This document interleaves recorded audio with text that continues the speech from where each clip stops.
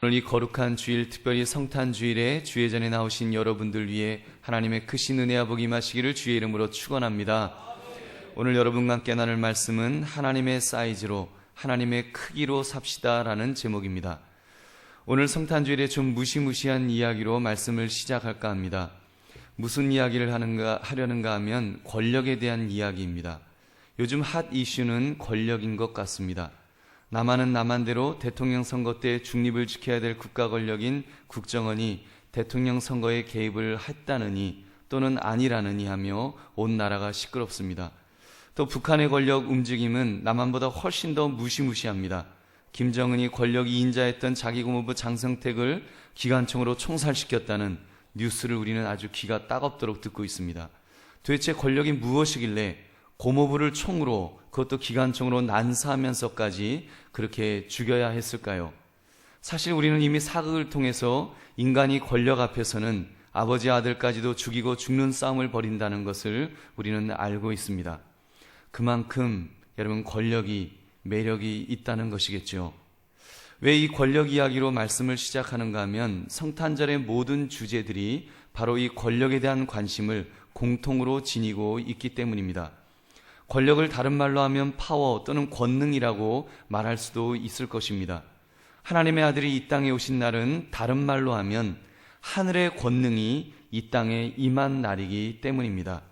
여러분, 출애굽 때 하나님은 인간에게 오실 때 그 권능에 대해서 말씀을 하셨습니다. 가장 작고 가장 힘없는 유다 족속들을 여러분 위대하게 쓰심으로써 하나님이 얼마나 권능이 많으신 분이신가를 늘 나타내셨습니다. 성탄절도 마찬가지입니다. 우리가 피상적으로 성탄절은 그저 소복소복 눈이 내리는 그런 고요한 밤에 응애응애 아기 울음소리가 나는, 그래서 아기 예수님이 그렇게 탄생하셨을 것이다라고 우리는 피상적으로 생각합니다. 그래서 찬송 중에도 고요한 밤, 거룩한 밤, 어둠에 묻힌 밤, 주의 부모 앉아서 감사 기도 드릴 때 아기 잘도 잔다, 아기 잘도 잔다, 이렇게 평화스럽게만 묘사하고 있습니다만 영적으로 보면 그렇게 한가하고 평안한 밤이 아니었습니다. 여러분, 성탄절은 하나님께서 사단의 세력을 물리치고 응징하시어 주의 백성들을 구원하시기 위해서 오신 일종의 점령군으로 이 땅에 오신 날입니다. 그날에 있었던 영적 사건을 여러분 보십시오. 그날에 하늘의 별이 동방박사를 인도했다 그랬습니다. 여러분, 우주의 별들이 동원되었다는 말입니다. 그뿐인가요?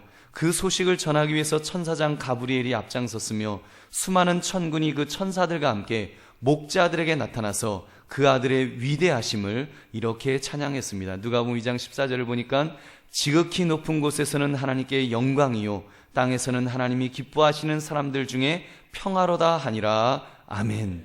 여러분, 비록 예수님은 어린 아기로, 그것도 비천하게 태어나신 것처럼 보이지만 실상은 하나님의 권능을 가지고 그 권능을 사용하시기 위해 이 땅에 오신 구원자이신 줄로 믿습니다. 여러분, 그것을 지금 마리아가 찬가를 통해서 자세하게 묘사하고 있습니다. 마리아는 노래하기를 자기는 비천한 여종이라고 말합니다. 한마디로 마리아는 권력하고는 상관이 없는 그런 비천한 자였음을 고백하는 것입니다. 그런데 우리 주님을 보십시오. 49절을 보니까 능하신 이가 큰 일을 내게 행하셨다 그랬습니다. 능하시다는 것은 강력한 파워를 가지고 있다는 말씀입니다. 그 강력한 힘을 가지고 큰 일을, 인류 구원의 대업을 완수하신다는 것입니다. 그리고 51절을 보니까 그의 팔로 힘을 보이셨다고 했습니다. 우리 51절부터 53절까지 함께 읽어보겠습니다. 시작. 그의 팔로 힘을 보이사 마음의 생각이 교만한 자들을 흩으셨고 권세 있는 자를 그 위에서 내리치셨으며 비천한 자를 높이셨고 줄이는 자를 좋은 것으로 배불리셨으며 부자는 빈손으로 보내셨도다. 아멘. 여러분, 예수님의 놀라운 활동들을 보십시오. 교만한 자들을 흩으시고 권세 있는 자를 그 위에서 내리치셨으며 부자는 빈손으로 보내신다 그랬습니다. 반면에 비천한 자를 높이셨고 줄이는 자를 좋은 것으로 배불리신다고 합니다. 여러분, 큰 자는 작게, 작은 자는 크게 만드신다는 것입니다. 이 모든 일을 이루려면 권세가 있는 자가 아니면 결코 할 수 없습니다. 권세 있는 자도 아마 웬만큼 권세가 있지 않는 한 못할 일들입니다. 어찌 함부로 이런 일이 일어날 수가 있겠습니까? 이미 권력을 가진 자, 기득권자들의 반발이 있기 때문에 절대로 함부로 일어날 수가 없습니다. 근데 우리 주님은 권능을 가지신 분이시기에 마음 먹으신 대로 이 모든 일을 이루시는 줄로 믿습니다. 여러분, 그렇습니다. 인간은 이 하나님의 권능 앞에 납작 엎드려야 됩니다. 무릎을 꿇어야 합니다. 근데 여러분, 우리 인간들이 이 무릎 꿇기를 얼마나 싫어하는지 모릅니다. 어줍잖은 힘이지만 자기가 가진 조그만 권력을 움켜쥐고서 그것을 휘두르려고 하는 그런 속성이 있습니다. 당장 북한의 그 김정은이를 보십시오. 그 권력을 좀 움켜쥐었다고 그 힘으로 고모부까지 끔찍하게 살해하는 패륜을 저지르고 있는 것 아니겠습니까? 이것이 얼마나 어리석은 일인지요. 그래서 윌리엄 펜이라는 사람은 이런 말을 했습니다. 인간은 하나님의 지배를 받아야만 한다. 만일 그렇지 않는다면 인간은 폭군의 지배를 받을 것이다. 여러분, 세상의 역사를 보면 세상의 역사도 뭐 그렇지만 기독교 역사만 보아도 하나님을 의지해야 할 자들이 하나님을 의지하지 않고 인간의 힘을 의지하려 할 때가 있었습니다. 예수님은 권세를 가지고 있으셨으나 그 권세를 결코 휘두르지 않으셨습니다. 근데 예수님을 믿는 사람들이 권세를 휘두르며 힘 자랑을 하려 할 때가 있었다는 것입니다. 그때 역사는 그들의 엄청난 잘못을 결코 감추지 않습니다. 그 대표적인 것이 십자군 전쟁이었습니다. 교황이 왕들 위에 군림하여서 권세를 휘두를 때 그들은 하나님의 뜻이라면서 엄청난 군인들을 예루살렘으로 보내었습니다. 여러분, 엄청나게 많은 숫자의 군사들이 동원되었음에도 불구하고 그 전쟁에서 진정한 승리자는 기독교인들이 아니었습니다. 여러분, 때로 전쟁에 승리할 때도 있었지만 그 승리는 기독교의 복음을 전하는 그런 기회를 얻지 못했습니다.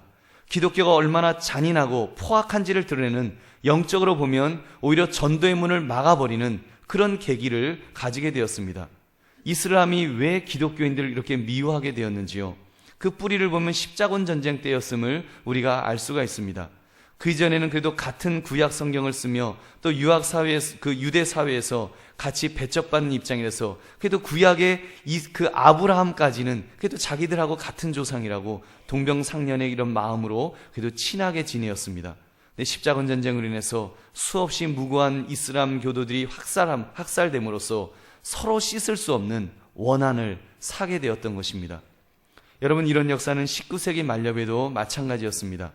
제국주의 식민지 정책이 온 유럽 국가들의 광풍처럼 불어닥친 적이 있었습니다. 그래서 아프리카로, 아시아로, 남미로 군대를 보내 식민지화 시킬 때 그때 기독교가 함께 따라갔습니다. 그때 그 총과 칼을 든 군인들과 함께 복음을 전한다는 선교사가 점령군처럼 행세를 했습니다. 예수님 안 믿으면 죽여버리겠다고. 그래서 겁에 질린 그 원주민들이 강제로 세례를 받고 복음이 겉으로는 전파되는 것 같았으나 실상은 영혼을 잃어버리는 비극을 낳게 된 것입니다.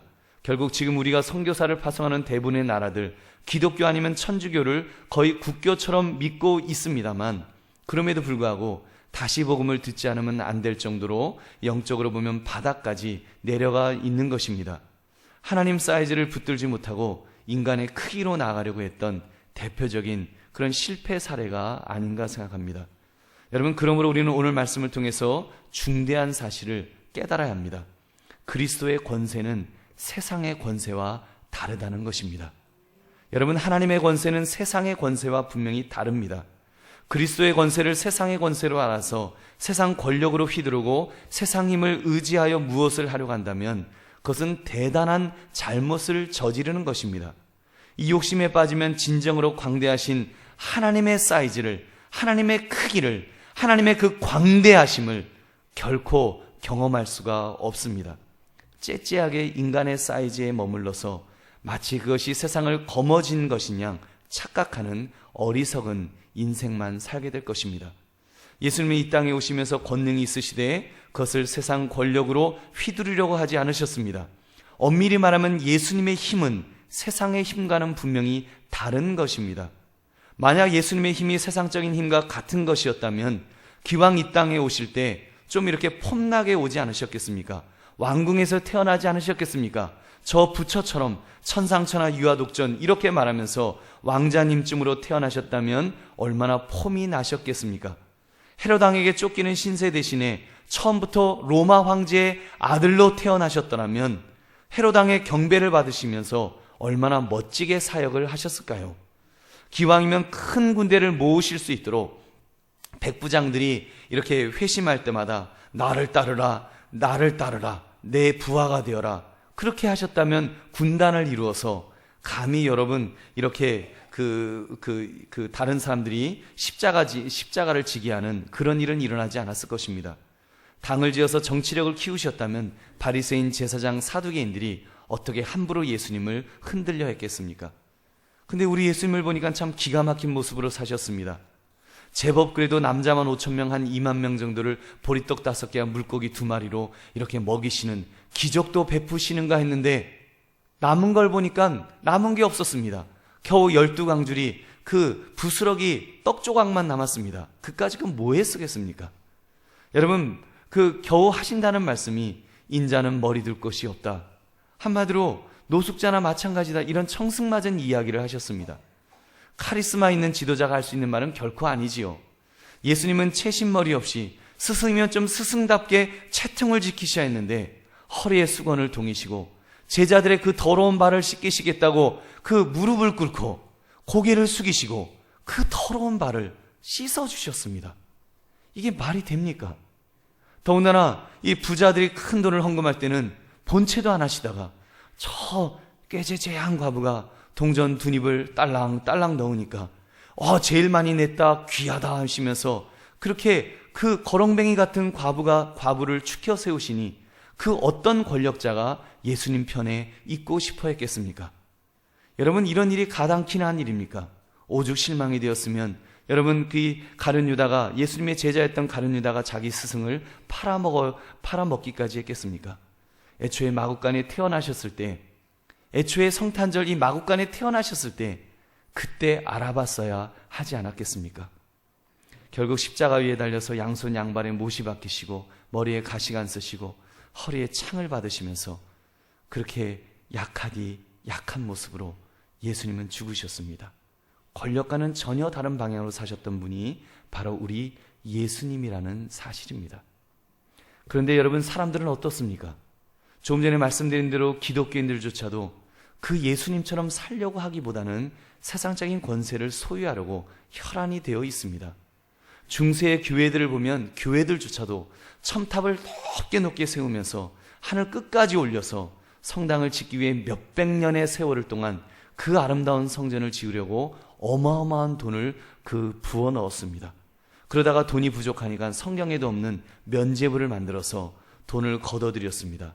그러면서 얼마나 많은 죄악들을 저질렀는지요. 여러분, 그것이 오늘날 우리의 모습은 아니냐는 것입니다.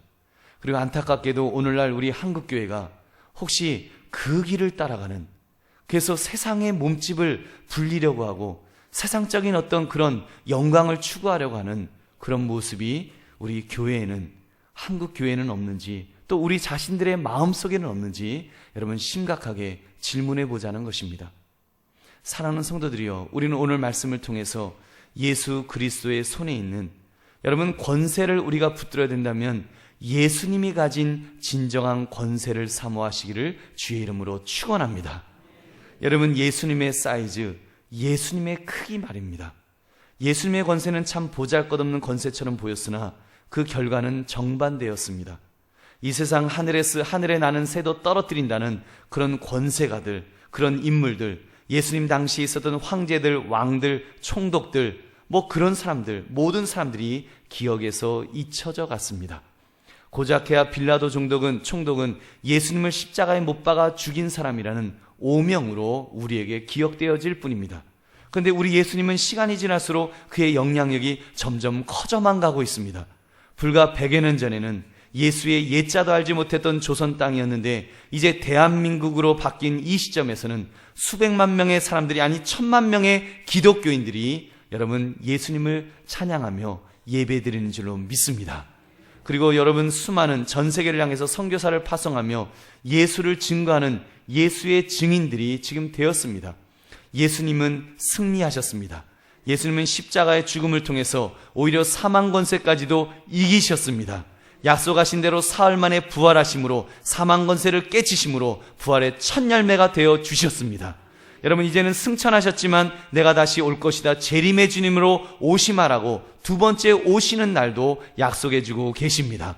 그때는 여러분, 이 지금 성탄절과 같은 그런 마국간에서 태어나시는 그런 모습이 아닐 것입니다. 천군과 천사와 함께 정말 하나님의 그런 크기를 가지고 전능하신 하나님의 모습으로, 심판주의 모습으로 이 땅에 오셔서, 여러분, 우리가 죄인은 하나님이 심판하시겠지만, 여러분, 죄인이지만 그래도 예수님을 믿고 구원자로 믿고 그 죄를 고백하는 여러분, 예수 믿는 사람들은 천국으로 이끌어 주실 줄로 믿습니다. 가장 아름다운 곳으로 이끌어 주시는 그런 하나님이 되는 것입니다.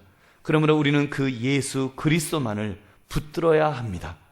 여러분, 세상 권세를 붙들려면 인간은 인간성을 잃어버리고 잔인해질 수밖에 없습니다. 너를 죽이지 않으면 내가 죽는다. 김정은이가 고모부 장성택을 죽인 것처럼 서로 죽이려고 혈안이 될 것입니다. 이런 권세는 결국 사람이 사람을 이용하고 사물을 사랑하는 비인간적인 존재로 전락해버립니다. 그러나 예수 그리스도를 붙드는 사람은 다릅니다. 그리스도인은 사람들을 사랑하고 사물들을 이용하는 사람입니다. 여러분, 이 차이는 어마어마한 차이입니다. 믿음의 사람은 사람을 이용하지 않습니다. 사람을 존중합니다. 사람을 사랑합니다. 사람을 섬깁니다. 그리고 사물을 이용합니다. 사물을 경배하지 않습니다. 사물은 이용하는 존재로 알지 결코 사물에 지배당하지 않는다는 말입니다. 여러분, 그런 은혜가 있으시기를 주님의 이름으로 축원합니다. 이 신비를 제대로 깨닫고 제대로 받아들였던 첫 번째 사람이라고 한다면 아마 오늘 본문의 마리아가 아닌가 생각합니다. 마리아야말로 예수님을 받아들여서 아주 수지 맞았던 그런 여인입니다. 마리아를 보십시오. 참 비천한 처지의 여인이었다 그랬습니다. 오죽하면 아기 낳을 곳을 못 찾아서 마국간에서 아기를 낳아야 되었겠습니까? 남편이 변변했나요? 남편도 변변하지 못해서, 또 그런 변변하지 못한 그런 남편 만난 그 여자라고 대단하겠습니까? 다 거기지요. 그래서 48절을 보니까 여종의 비천함을 돌보셨습니다. 이렇게 말하고 있습니다. 48절 말씀 우리 함께 읽어보겠습니다. 시작. 그의 여종의 비천함을 돌보셨습니다. 보라, 이제 후로는 만세에 나를 복이 있다 일컬으리로다. 아멘. 자기가 비천했었는데 예수님을 붙듦으로, 예수님을 영접함으로 이제는 복이 있다 소리를 듣게 되었다는 것입니다. 여러분, 그렇습니다. 어떻게 그렇게 되었습니까? 아기 예수님을 받아들임으로 마리아는 복을 받게 된 것입니다. 실상 이 여인이야말로 자기 몸으로 하나님을 받아들였습니다. 처녀가 잉태한다는 것은 여러분, 이게 돌에 맞아 죽을 일입니다. 누가 성령으로 잉태되었다는 것을 여러분 믿어주겠습니까? 구사일생으로 생명을 부지하더라도 평생 사생아를 낳았다는 이 꼬리표를 달면서 그렇게 살아야 되었을 것입니다. 예수님이 만약 진짜 사생아로 취급되셨더라면 예수님조차도 명함도 내밀지 못했을 것입니다. 그만큼 처녀가 아이를 가지는 것은 있을 수 없는 일이었습니다. 근데 마리아는 고백합니다. 주의 여종이오니 말씀대로 내게 이루어지이다. 주의 여종이오니, 지금 남자를 알지 못하는 그런 처녀인데 자기 몸에 아기 예수님을 영접하겠다는 것입니다. 주의 여종이오니 말씀대로 내게 이루어지이다. 여러분, 이것이 믿음의 사람이 가져야 될 마땅한 고백인 줄로 믿습니다. 보십시오. 마리아는 인간적으로는 작은 사람이었지만 그는 큰 인생을 살았습니다. 하나님의 사이즈로, 하나님의 크기로 그렇게 인생을 살았던 가장 성공적인 사람이라고 할 수 있습니다. 이 세상 이 마리아보다 위대한 인생을 산 사람이 누가 있겠습니까? 여러분, 이 세상에서 마리아보다 더 많이 그림의 모델이 된 사람이 어디 있겠습니까? 마리아말로 예수님을 안을 때부터 예수님이 십자가에 돌아가실 때까지 수많은 그림의 여주인공으로 이렇게 발탁되어서 그 화가들의 그 화폭에서 아름다운 모습을 이렇게 기억되고 있는 것입니다. 그래서 심지어 캐톨릭에서 지금도 성모 마리아로 그렇게 십수억의 사람들에게 추앙을 받고 있습니다. 가장 위대한 삶을 산 줄로 믿습니다. 사랑하는 성도들이여, 그렇습니다. 하나님의 사이즈로 산다는 것은 이런 것입니다. 현재 자기 사이즈가 어느 정도인지 그것이 중요한 것이 아닙니다. 아무리 작아도 괜찮습니다. 아무리 커도 전혀 자랑할 것이 없습니다. 오로지 우리가 고백해야 될 것은 주여 주의 종이 오니, 주여 주의 종이 오니 나를 사용하여 주시옵소서. 나를 사용해 달라고. 그래서 자기를 내려놓는 것입니다. 인간의 그 사이즈, 인간의 크기를 내려놓을 줄 알아야 됩니다. 그리고 전능하신 하나님의 장중에 붙들린 바 되면 그때는 여러분 하나님의 크기로, 하나님의 사이즈로 쓰임받게 될 줄 믿으시기 바랍니다.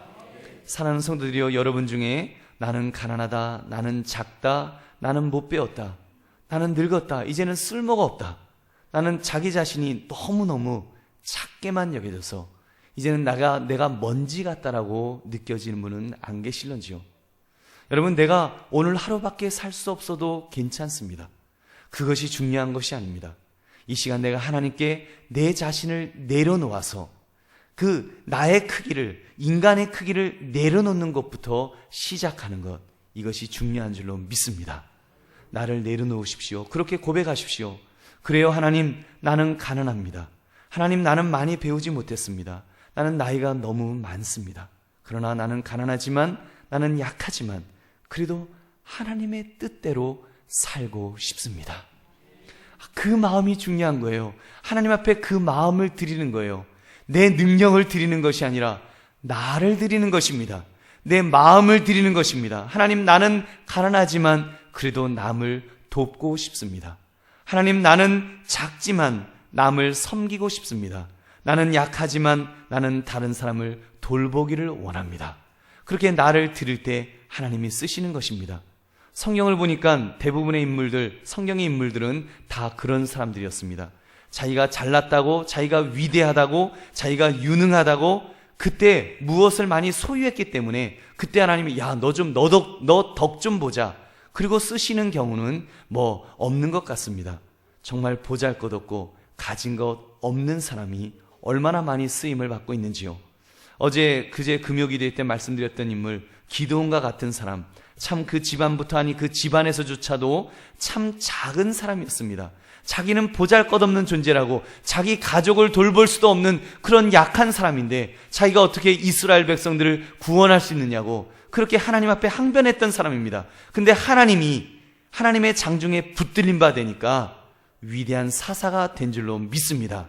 그를 보니까 300명의 기드온의 용사들과 함께 횃불과 항아리만 가지고서도 미디안의 용사들, 미디안의 군대를 다 물리치고 그 왕까지 죽이는 그런 놀라운 역사를 이루었던 것입니다. 모세와 같은 사람도 마찬가지였습니다. 잘 나갈 때도 있었습니다. 그러나 정작 잘 나갈 때는 하나님이 쓰지 않으셨습니다. 그러다가 그의 힘이 다 빠져서 80세의 노인이 되었을 때, 그것도 미디안 광야에서 40년간이나 이렇게 정말 목동으로서 푹 썩은 후에 하나님께서 그에게 찾아와 주셨습니다. 그리고 그를 지도자로 쓰셨을 때 그 이스라엘의 가장 위대한 지도자가 된 줄로 믿습니다.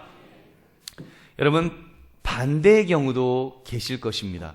반대의 경우, 그래도 스스로 생각할 때 그래도 난 좀 가진 것이 있다, 난 좀 배운 것이 있다, 난 그래도 좀 유능하다, 난 좀 힘이 있다라고 생각하는 분이 계십니까? 여러분, 그렇더라도 이렇게 살아보십시오. 예, 하나님, 나는 힘이 있지만 나는 내 힘을 휘두르지 않고 섬기겠습니다. 힘이 없어서 못 휘두르는 것이 아니라 하나님의 뜻에 따라 이 힘을 섬기는 데 사용하겠습니다. 여러분, 좀 이런 고백이 있어야 되지 않겠습니까? 교회는 그런 사람들이 있는 곳입니다. 힘이 있다고 힘을 휘두르는 것은 교회가 아니죠. 그건 회사에서 휘두르면 됩니다. 여러분, 교회는 힘이 있는 사람이 더 낮아지는 것입니다. 더 섬기는 것입니다. 더 겸손한 모습으로 정말 자기를 내려놓고, 자기가 가진 것을 내려놓고 자기의 힘을 내려놓을 때, 여러분, 그것이 자기의 크기, 자기의 사이즈를, 세상의 사이즈를 내려놓는 것입니다. 그런 사람을 하나님은 여러분 하나님의 사이즈로 만드셔서 하나님께서 마음껏 쓰실 줄 믿으시기 바랍니다. 실제로 그렇게 살았던 사람들 많이 있습니다. 최초의 순교자였던, 우리나라에 들어왔던 최초의 순교자 토마스 선교사님과 같은 분, 영국 런던 대학을 나온 장래가 촉망되는 젊은이였습니다. 그런 젊은이가 듣도 보지도 못한 조선이라는 나라에서 그렇게 죽을 일이 무엇이었겠습니까? 목이 잘려 죽어가면서까지 성경을 주면서 성경을 읽어보라고 했던 그의 행동들. 여러분 참 약한 것 같지만 진정 강한 것이 아니겠습니까? 바로 그를 통해서 예수님을 믿는 사람들이 생겼고, 그를 통해서 목회자가 나오게 되었고, 그를 통해서 장로님이 나오는 그런 역사가 일어났습니다. 그의 피가 여러분 지금 한국교회를 만들었습니다. 그의 피가 지금 전 세계에 파송되어진 1만 명이 넘는 한국 선교사들을 만든 것입니다. 그의 피가 저와 여러분과 같은 성도를, 한국교회의 성도를 만든 줄로 믿습니다. 그런 삶, 여러분 얼마나 위대한 삶입니까? 어차피 한 번 왔다가 한 번 가는 인생인데, 어차피 한 번 왔다가 한 번 갈 때에는 우리가 뭐 10살에 가든 20살에 가든 30살에 가든 100살에 가든 200살에 가든 무슨 상관이 있습니까? 어차피 가게 되는 인생이라면 여러분 뭐 많은 권력을 가지고 있으면 무엇 하겠습니까? 그것이 중요한 것이 아니지요. 여러분 우리 정말 중요한 것이 무엇인지 그 가치를 다시 한번 깨닫기를 바랍니다. 이번 성탄절에 KBS에서 10시에 다큐로 방송될 손양원 목사님에 대한 그런 그 이야기가 이제 방영될 것입니다. 여러분 그 손양원 목사님도 그렇게 사셨습니다. 어려서 고학이었지만 동경의 스가모 중학교로 유학을 갈 정도로 아주 똑똑한 젊은이셨습니다. 그런 그가 조국으로 돌아와서 신학을 공부했습니다. 그 당시 일본 유학을 하고 돌아와서 신학을 공부했다는 것은 엘리트 중에 엘리트였다는 말입니다. 그런 그가 한센병 나환자를 돌보다가 공산당에게 48살에 죽었습니다. 여러분 그분의 그 고백 속에 그런 내용이 나오더라고요. 내가 하나님 나환자 사역을 시작했는데 이 사역을 끝까지 감당하다가 나환자 사역 감당하다가 죽게 하옵소서. 괜히 나환자 사역하다가 힘들다고 다른 일 하지 않고 다른 길 가지 않고 뭐 목회자였으니까 그냥 보통 일반 목회 사역으로 가지 않고, 제가 그 글을 읽으면서 막 마음이 아프고 너무 부끄러웠습니다. 정말 이렇게 사셨던 믿음의 선배님도 계셨구나. 그런 그가 한센병 환자들을 하시면서 그 예수를 믿는다는 이유로 세상 욕심, 세상 권력 다 버리고 바보같이 살다가 어이없게 죽으셨습니다. 심지어 자기 아들을 죽인 원수를 양아들로 삼았던 바보 같은 정말 어이없는 그런 인생을 사시다가 48살에 저보다 자그마치 3살 덜 사시고 돌아가셨습니다. 저는 그분에 비하면 너무 부끄러운 거예요. 여러분 그렇게 순교하신 모습을 보면 참 허무하게 느껴질지도 모르겠습니다. 여러분 근데 그의 삶을 보십시오. 아까도 말씀을 드렸지만 이 세상에서 세상적인 권력을 소유하려고 하고 실제로 그런 권력을 소유했던 수많은 사람들, 우리나라만 해도 얼마나 많습니까? 대통령들, 장관들, 국회의원들, 수없이 많은 사람들이 있습니다. 그러나 그들이, 여러분 우리가 그들을 기억하면서 우리 다큐를 만들자, 그분의 정신을 기리자, 우리가 그런 말을 합니까? 욕이나 안 먹으면 다행이지. 여러분 나는 새도 떨어뜨리는 권력이라는 것, 시간이 지나고 나니까 다 덧없는 것들이더라고요. 정말 욕이나 안 먹으면 다행인 그런 권력이더라고요. 여러분 그런데 이번에 손양원 목사님의 다큐를 만드는 일은 참으로 우리의 피를 뜨겁게 만듭니다. 여러분 그의 기념관을 세우자고 모금을 하겠다는 것입니다. 그를 잊어버릴까 하는 염려하는 분들이 입을 모아서 그를 잊지 말자는 것입니다. 또렷하게 기억하자는 것입니다.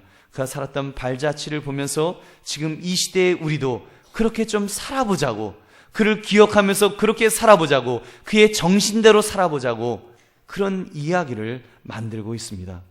여러분 그게 영광스러운 것 아닙니까? 여러분 하나님이 얼마나 기뻐하실까요? 손양원 목사님을 통해서 그런 다큐가 방송되어서 KBS를 통해서 모든 믿지 않는 수많은 사람들에게, 수백만의 사람들에게, 정말 몇 천만의 사람들에게 그 다큐가 보여질 거라고 생각할 때 얼마나 그 엄청난 일입니까? 여러분 그런 것이 바로 사람 사이즈가 아니라 하나님의 사이즈로 사는 모습인 줄로 믿습니다. 그런 삶을 사시기를 주의 이름으로 축원합니다. 말씀을 맺습니다. 사랑하는 성도들이여, 우리 성탄주의를 맞이해서 하나님의 사이즈로 살기로 우리 그렇게 결심합시다. 지금 성탄절은 너무 많이 왜곡되고 있는 것 같습니다. 하나님의 크기는 관심이 없고 세상은 온통 자기 크기로 그렇게 살아갑니다. 자기 몸집을 크게 보이려고 얼마나 그런 모습으로 살아가는지요. 여러분 백화점 가보십시오. 막 화려하게 그 화려한 모습으로 몸집을 불려나가는 그런 모습들을 우리는 보게 됩니다. 이제는 교회조차도 자기 몸집, 세상의 사이즈 크기 커지는 데만 온통 관심을 가지고 있는 이 모습을 볼 때 여러분 우리는 그것을 기뻐할 수만은 없는 것입니다. 어떤 분은 말합니다. 백화점도 그리고 죄 짓는 호텔도 저렇게 거대하게 지어지는데 교회도 그렇게 지어야지. 물론 그 마음도 아름답습니다만 여러분 점점 우리 교회들이 점점 몸집을 세상처럼 세상의 그런 몸집을 그런 교회도 똑같이 몸집을 불리고 싶어하는 그런 모습이 우리에게 있지 않는가. 한번 이 성탄 주일을 맞이해서 우리 자신에게 질문해 보자는 것입니다. 사람의 사이즈, 사람의 크기로 산다는 것, 그것 덧없는 것입니다. 얼마나 무가치한 일인지요. 그 첨탑 어마어마하게 그렇게 키웠던 유럽의 교회들 지금 다 문 닫고 있습니다. 그랬던 교회들 지금 나이트클럽으로 변해가고 그랬던 교회들이 이슬람의 모스크로 바뀌어가는 그런 안타까운 현실이 지금 그 유럽에서 이미 보여지고 있습니다. 여러분 그런 인생 살다가 세상의 것만 쫓다가 그렇게 한 번밖에 없는 인생을 허비하지 맙시다. 여러분 그런 인생 살지 맙시다. 교회도 그런 교회 되지 맙시다. 정말 하나님 기뻐하시는 교회 되려고 우리가 더 애쓰는 모습이 있어야 될 것입니다. 하나님의 아들 예수 그리스도는 이 땅에 하나님의 사이즈를 완성하기 위하여 오셨습니다. 그리고 하나밖에 없는 그 생명을 우리를 위하여 주셨습니다. 그의 죽으심으로 그의 부활하심으로 우리는 생명을 얻었습니다. 그리고 우리도 그렇게 부활할 것을 믿기 때문에 이제 생명도 아끼지 않아도 괜찮습니다. 주님 앞에 내 생명을 바치면 주께서 우리를 책임져 주실 줄로 믿습니다. 주께서 우리를 붙들어 주실 것입니다. 주께서 우리를 사용하실 주실 것입니다. 그러면 됩니다. 기왕 한번 왔다가 가는 인생인데 주님이 나를 사용하시면 되지 않겠습니까? 여러분 걱정하지 마십시오. 어떤 분은 걱정할 거예요. 주님이 나를 사용하시다가 쬐끄맣게 사용하시다가 나 그렇게 인생 마치면 어떻게 하나. 여러분 쬐끄맣게 사용하시면 어떻습니까? 쬐끔해도 손양원 목사님 같은 분 쬐끄맣게 48살밖에 안 사용하시고 그렇게 불러가셨습니다. 그것도 나한 자들, 그 볼품없는 나한 자들을 돌보다가 그렇게 돌아가셨습니다. 멋지게 그럴싸하게 큰 목회 하시다 가신 것 결코 아니었습니다. 근데 여러분 하나님은요 그분을 작다 하지 않으십니다. 세상도 이제는 세월이 지나고 나니까 작다 하지 아니합니다. 그분은요 큰 나무로 쓰임받진 않았습니다. 근데 그분은 작은 나무로 쓰인 것 같았었어요. 근데 작은 나무가 아닙니다. 알고 보니까 귀한 분재인 줄로 믿습니다.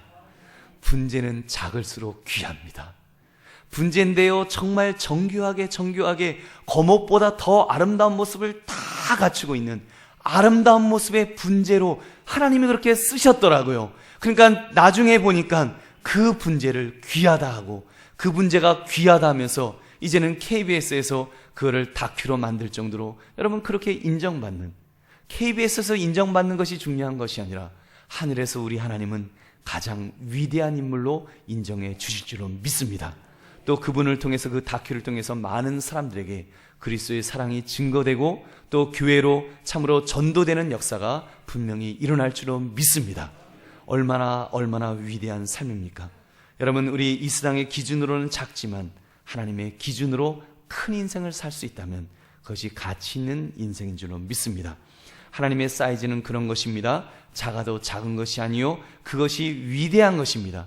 하나님의 사이즈는 어떤 모습이라도 늘 위대하고 가장 귀한 것입니다. 하나님의 장중에 쓰임받는 것 자체가 위대하기 때문입니다. 그러므로 여러분 우리는 그런 인생을 살아야 할 줄로 믿습니다. 그런 은혜가 저와 여러분에게 충만해서 하나님의 사이즈를 붙들면서 그렇게 살아가시는, 하나님의 크기로 살아가시는 저와 여러분 되시기를 주의 이름으로 축원합니다. 우리 함께 기도하겠습니다.